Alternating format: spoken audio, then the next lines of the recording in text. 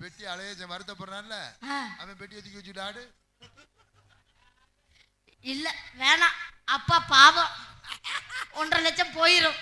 வேணாம், நான் போறேன் முன்னாடி பேசாததல்லால என்னாடி அம்மாளும் ஆடுற மாட்டத்துக்கு செவந்த மனசில என் மனசு பதறுது. பவலும் பவலும் பவலும் ஆகில தெரிகிற அழகு.